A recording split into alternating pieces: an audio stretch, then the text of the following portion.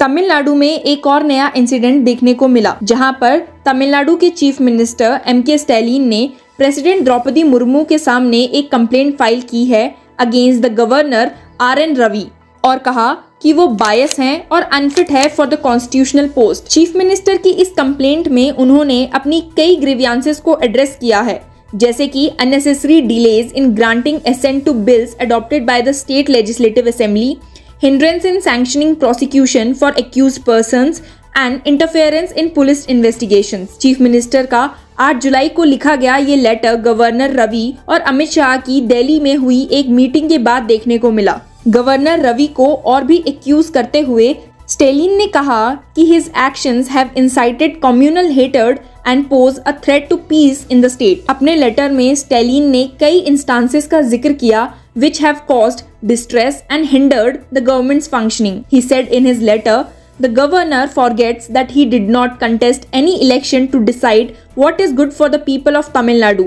He should remember that he is merely an appointee।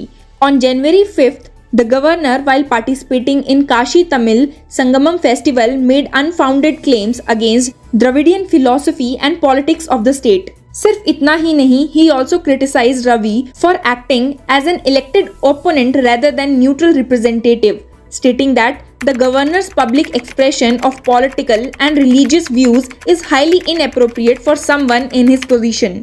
Stalin ने अपना concern express करते हुए गवर्नमेंट के commitment to religious harmony and gender equality policies पर governor के lack of faith को बताया। चीफ मिनिस्टर ने रवि पर तमिल लिटरेचर, द्रविडियन हेरिटेज और तमिल प्राइड को बिलिटल करने वाले अननेसेसरी स्टेटमेंट्स देने का भी आरोप लगाया है। ही stated, the problem is only in the eyes of the people who call Dravidian politics regressive.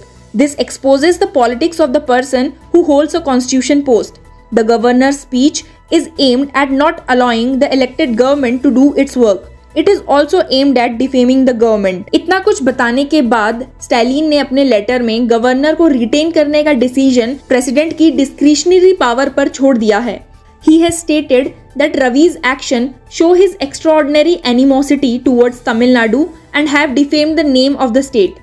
Tamil Nadu chief minister और गवर्नर के बीच ये कॉन्फ्लिक्ट अब प्रेसिडेंट के डेस्क तक पहुंच चुकी है, जिसका आगे क्या होगा कुछ नहीं कह सकते। प्रेसिडेंट ने अभी तक इस कंप्लेंट पर कोई रिएक्शन नहीं दिया है, but to know what will happen next, keep following law chakra.